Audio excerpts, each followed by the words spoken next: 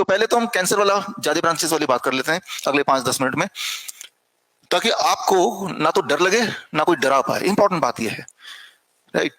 पहली बात तो मैंने देखा आप में से बहुत सारे लोगों की रिपोर्ट देखी, वो बीमारी नहीं है, सिर्फ रिपोर्ट में बीमार है और डर गए, और डरने से जो एडिशनल जो दिक्कत है वो हो रही है, ठीक है ना।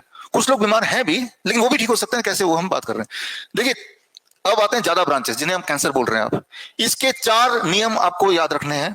उनमें पहला नियम है, ये याद रखना है कि हम सबके बॉडी में कैंसर सेल होते ही हैं, इंडोलेंट कैंसर सेल, ऐसे कैंसर सेल जो हमें कभी मृत्यु नहीं करेंगे, हमें कभी मारेंगे नहीं। ऐसा कोई इंसान पैदा नहीं हुआ दुनिया में जिसके बॉडी में कैंसर सेल ना हो, ये आपको पता भी है, आइडिया भी है ना। अगर इस वक्त जो 40 साल से ऊपर जितने भी लोग हैं, हम सब अपना बायोप्सी कराएं थायराइड का, राइट, तो हम में से 70% को डॉक्टर बोलेगा ये तो कैंसर पेशेंट है, इसे कीमोथेरेपी कराओ, 70%, राइट। अगर जो लोग 40 साल से ऊपर की महिलाएं हैं, उनका अगर ब्रेस्ट के सैंपल का बायोप्सी कराएं तो हर 10 में से 4 लोगों को डॉक्टर बोलेगा इसको इनका तो कैंसर हो गया। प्रोस्टेट का कराएंगे 50 साल से ऊपर वालों का, तो प्रोस्टेट का अबाउट 70-80% बोलेंगे कि ये सब जो है कैंसर पेशेंट्स हैं। तो क्योंकि हर बॉडी के अंग में हम सब में उम्र के साथ कैंसर सेल होते हैं, लेकिन those are known as indolent cancer cell. इसको कंपेयर कर सकते हैं कछुए से। कछुआ मतलब वो बैठा तो है वहां पे, हिल डुल नहीं रहा है, सालों तक बैठा रह सकता है। कछुआ अगर यहाँ पे छोड़ देंगे तो वहीं बैठा रहेगा सालों तक, वो ना तो यहाँ पे घूमेगा, ना तो उछलेगा कूदेगा, ना आवाज करेगा, शांत पत्थर की तरह, राइट। तो कैंसर सेल सबके बॉडी में होता है, यानी कि that way everybody is a cancer patient, everybody. अच्छा, जो मैंने अभी आंकड़े दिए, जो मैं आंकड़े दे रहा हूं, इसके अगर आपको मेडिकल रेफरेंस चाहिए तो रेफरेंस के लिए वो किताब आपको ऑलरेडी दे दी है ना किताब आपके पास, राइट। जिनके पास किताब नहीं है तो उनको ई बुक का लिंक दे दूंगा, वो किताब वहां से डाउनलोड कर सकते हैं, फ्री डाउनलोड है।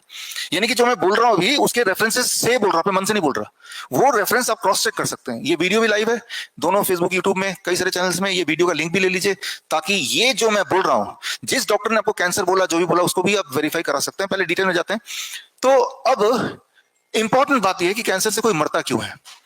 हम में से कुछ लोगों के बॉडी में कुछ कैंसर सेल ऐसे हो सकते हैं जो खरगोश की तरह, रैबिट टाइप, इसे बोलते हैं एग्रेसिव कैंसर सेल। अगर यहाँ पे कोई खरगोश हो तो क्या वो हमें लेक्चर करने देगा? वो कूदेगा इधर उधर, सब कुछ गंदा कर देगा, राइट। तो बॉडी में रैबिट टाइप जो पूरे बॉडी में फैल जाता है, बॉडी को गंदा कर देता है, पॉल्यूट कर देता है, हम बीमार हो जाएंगे, मर जाएंगे, ये, राइट। तो लेकिन इंपॉर्टेंट बात, इंटरेस्टिंग इंपॉर्टेंट बात, कि बायोप्सी से सिर्फ इतना पता चलता है कि आपके बॉडी में कैंसर सेल पाया गया है। बायोप्सी से ये नहीं पता चलता वो कैंसर सेल का नेचर कछुए वाला है या खरगोश वाला है, ये नहीं पता चलता है। तो बायोप्सी से सिर्फ इतना पता चलेगा कि आपके बॉडी में कैंसर सेल है, वो तो वैसे भी पता है हमें, राइट। बट वो कैंसर सेल की वजह से मैं मरूंगा, क्या वो उसका बिहेवियर ये वाला है या ये वाला है, बायोप्सी कैन नॉट डिस्टिंग्विश, कर ही नहीं सकती, वो टेक्नोलॉजी है ही नहीं, राइट। तो इसीलिए बायोप्सी हम कराएं और बायोप्सी की रिपोर्ट पे विश्वास करें, वो एक बेवकूफी है। क्योंकि बायोप्सी बोल रहा है आपको कैंसर है, वो तो भाई मैं टेस्ट कराऊंगा थायराइड का, तो मेरा भी निकलेगा ही निकलेगा, राइट। तो जो डेड बॉडी होते हैं, किसी एक्सीडेंट से मर जाते हैं, उनके खूब सारे टेस्ट करके देखा गया, उन्हीं के आंकड़े मैं आपको दे रहा हूं, ठीक है ना। और यहां पे मैं बोलता रहा था कि बायोप्सी कभी नहीं कराना चाहिए, because biopsy can not be reliable, it only says कि आपके बॉडी में कैंसर है, वो तो है ही, लेकिन क्या उस कैंसर सेल की वजह से मुझे दिक्कत है, ये किसी और वजह से दिक्कत है, बाय द वे वो कैंसर सेल बॉडी में, जो कि वैसे भी है। और बायोप्सी से आपका कैंसर का डायग्नोसिस नहीं हो सकता, लेकिन बायोप्सी अपने आप में बहुत खतरनाक है। एक उदाहरण से समझाता हूं बायोप्सी क्या होता है। आपके बॉडी का जिस अंग में डाउट किया जा रहा है कि यहाँ ट्यूमर है, यहाँ सिस्ट है, यहाँ दर्द है, वहीं से एक टुकड़ा लेके ऐसा स्लाइड बना देंगे, यही वाला स्लाइड इसी तरह का, वो पैथोलॉजिस्ट को दे देंगे, वो देख के बोलेगा कि ये नॉर्मल सेल है, कैंसर सेल है, वो जो भी उसको लगेगा वो बोल देगा, वही आपका परमानेंट, आपने उसको बिलीव कर लिया, ये ना। लेकिन वो जो बोल रहा है उसमें कितना रिलायबिलिटी है, इसके लिए एक एक्सपेरिमेंट किया गया, एक रिसर्च किया गया। यही वाला स्लाइड 800 अलग अलग पैथोलॉजिस्ट को दे दिया जो आपस में एक दूसरे को नहीं जानते, और बोला बताओ ये नॉर्मल सेल है कि कैंसर सेल है। 48% ने बोला ये नॉर्मल सेल है, 33% ने बोला ये एबनॉर्मल सेल है, 19% ने बोला ये कैंसर सेल है। 19%, यानी कि आप कैंसर पेशेंट है कि नहीं वो डिपेंड करता है आपको वाला स्लाइड कौन से वाले पैथोलॉजिस्ट को जाएगा। आप समझ रहे हैं, राइट। तो अगर बायोप्सी में लिखा गया कैंसर है तो उसका कोई मायने नहीं है, उसका ये मायने है कि आपका वाला जो स्लाइड है वो किस पैथोलॉजिस्ट के पास गया, वो ही मायने, उसके अलावा कुछ नहीं है, राइट। लेकिन बायोप्सी कराते हुए बायोप्सी के डेंजर्स हैं। बायोप्सी में 84% बोलते हैं उनको बहुत दर्द होता है, बहुत दर्द, सीवियर ब्लीडिंग 0.16%, इन्फेक्शन 13.5%, पंचर हो जाता है बॉडी के अंदर के ऑर्गन बायोप्सी को करते वक्त, पीस निकालते वक्त, 0.11% की मौत हो जाती है सिर्फ बायोप्सी कराते वक्त, बायोप्सी की वजह से डेथ, बायोप्सी की वजह से डेथ। आर यू गेटिंग में नहीं? तो बायोप्सी अपने आप में जानलेवा है, अपने आप में बीमार करता है, और ऊपर से बायोप्सी से कभी कभी कैंसर हो जाता है।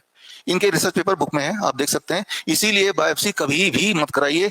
बायोप्सी कराने का मतलब आप टेस्ट तो लेवल है ही नहीं, लेकिन उसके साइड इफेक्ट ये सारे हैं। लेकिन और भी टेस्ट हैं, जैसे उनमें से देखिए बायोप्सी में बोन मैरो टेस्ट है, उसे वो बायोप्सी है।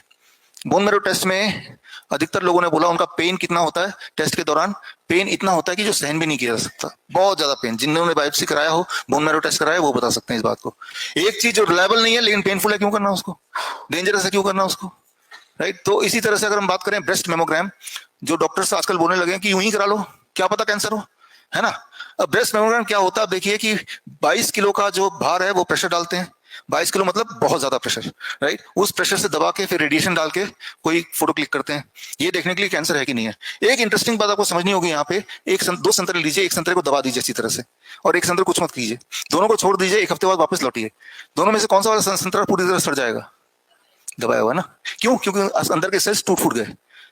अब जब इस तरह से दबाते हैं, जो कि बहुत पेनफुल है, अंदर के सेल्स टूट फूट जाते हैं।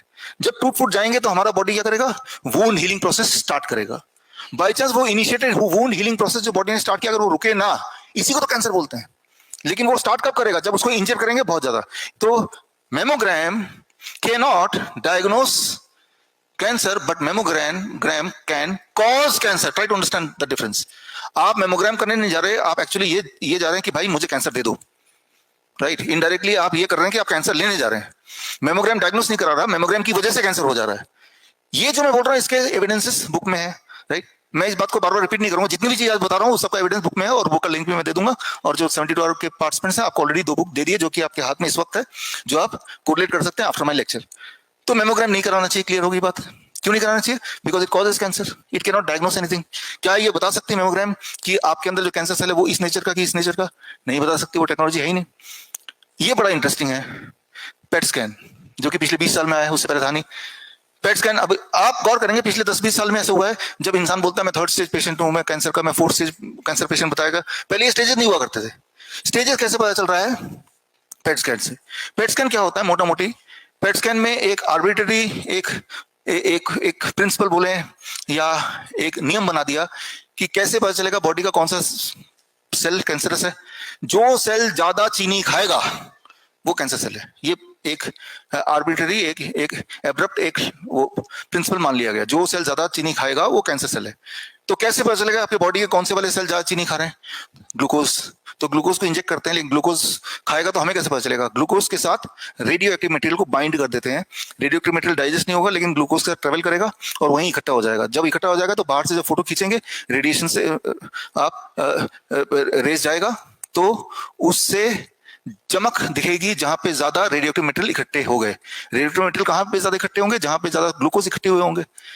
इससे जहां पे चमक ज्यादा है, यहाँ पे शुगर ज्यादा खपत हुई है, तो इसे कैंसर मान लिया जाएगा। तो और अगर ये 3 जगह देखा गया 3rd स्टेज कैंसर, 4 जगह देखा गया तो 4th स्टेज कैंसर। ये है पेट स्कैन। अब पिछले कुछ समय से मैं बात कर रहा हूँ, मुंह हिला रहा हूँ काफी ज्यादा, तो मेरे यहाँ के जो सेल है वो ज्यादा भूखे हो जाएंगे। मैं अभी अगर पेट स्कैन कराऊंगा तो यहाँ वाले चमक ज्यादा होगी, क्योंकि ये भूखे हैं, क्योंकि मैंने इसको ज्यादा यूज किया। तो डॉक्टर बोलेगा आपको तो ओरल कैंसर हो गया है। मैं बोलूंगा कि भाई मुझे तो कुछ नहीं है, सिम्टम नहीं है तो हो जाएगा। ये तो बोल ही सकते हैं, अभी कीमोथेरेपी कराओ, अभी सर्जरी कराओ, है ना। तो एक्सपेरिमेंटली मान लो आप साइकिल चलाते हुए जाते हैं ये टेस्ट कराने, तो आपके प्रोस्टेट में ज्यादा चमक आएगी, जो भी सेल ज्यादा यूज होगा। तो ये इसका प्रिंसिपल है। मान लो मैं डंबल करता हूं सिर्फ एक हाथ से 1 घंटे के लिए, अब मैं पेट स्कैन कराऊं तो ज्यादा ग्लूकोज यहां ट्रेवल करेंगे और ये वाले सेल्स ज्यादा चमक यहां दिखेगा, तो बोलेगा आपके इस हाथ में कहीं ना कहीं ट्यूमरस ग्रोथ है, यहां पे कैंसर एक्टिविटी दिख रही है। तो पेट स्कैन का ये प्रिंसिपल है। ये कुछ इस तरह से है कि मान लो आप ये जानना चाहते हैं कौन सा बच्चा ज्यादा शैतानी करता है, तो आपने नियम बना लिया जो बच्चा ज्यादा खाना खाता है वो ज्यादा शैतान है। अब क्या होगा, आप देखेंगे सब बच्चे का प्लेट, किसी का प्लेट में ज्यादा खाना होगा ही उनमें से, अब वो ये शैतान बच्चा है, राइट। लेकिन हो सकता है कि वाकई में शैतान हो, ये भी हो सकता है, जो खाना कम खाता है वो भी शैतान हो, वो भी हो सकता है। तो ये आर्बिट्ररी नियम पे आधारित है, ये कोई साइंस नहीं है पेट स्कैन। जरूर ये हॉस्पिटल करते हैं इसको, जरूर ये डॉक्टर रिकमेंड करते हैं, लेकिन उसी डॉक्टर से पूछिए इसका साइंटिफिक बैकअप तो दे दो, राइट। इसका साइंस तो दे दो हमें। वो चिढ़ जरूर जाएंगे लेकिन साइंस नहीं दे पाएंगे। साइंस मैंने दिया है, उस बुक में देखिए कि ये कैसे काम करता है, इसके पीछे का सर्च किया मैंने, दिया है। जो पेट स्कैन है ये कैंसर को के पेशेंट्स का प्रोडक्शन का एक टेक्निक है। किस प्रकार एक आम इंसान को कैंसर में बदल दें, कैंसर इंडस्ट्री को बढ़ावा दे दें, उसके लिए ये टेक्नोलॉजी आई है, राइट। तो इस बात पे अगर आपका कोई डॉक्टर चाहे तो मैं डिबेट भी कर सकता हूँ, राइट, ओपन डिबेट। वो अपने एविडेंस लाए, मेरे एविडेंस तो आपको दिए हुए मैंने, या मेरे एविडेंस को गलत साबित कर दे, ऑलरेडी लिटरेचर में है। तो अब बॉडी में रेडियोएक्टिव मटेरियल आ गया, क्लास 8 में आपने पढ़ा है radioactive material can cause cancer, पढ़ा है ना आपने। तो उस जब आप पेट स्कैन करते हैं तो वहां साइन करते हैं कि पेट स्कैन के साथ 1 हफ्ते तक आप किसी छोटे बच्चे के पास नहीं जाएंगे, प्रेग्नेंट वुमेन के पास नहीं जाएंगे। साइन कराते हैं कि नहीं कराते हैं? क्योंकि आपके बॉडी में रेडियोएक्टिव मटेरियल घूम रहा है, आपके बॉडी के रेडियोएक्टिव मटेरियल की वजह से वो बच्चा या वो प्रेग्नेंट वुमेन को कैंसर हो सकता है। जरा सोचिए, अगर आपके बॉडी के अंदर वाले रेडियोएक्टिव मटेरियल से दूसरे इंसान को कैंसर हो सकता है जो काफी दूर है, तो उस रेडियोएक्टिव मटेरियल से क्या आपको कैंसर हो सकता है? हो सकता है ना। तो आप क्या कर रहे हैं? आप सिर्फ अपने आप में कैंसर पैदा करने के लिए जा रहे हैं। जब 2-3 बार पेट स्कैन कराएंगे तो आपके अंदर रियल कैंसर सेल जग जाएंगे, खरगोश वाले। डॉक्टर बोलेगा मैं तो पहले ही जानता था। आपको भी लगेगा बात सच है, जबकि आपके अंदर कैंसर भरा गया है। तो इस बात को समझना आपके लिए बहुत जरूरी है। PET scan do not diagnose anything, it manufactures a cancer patients.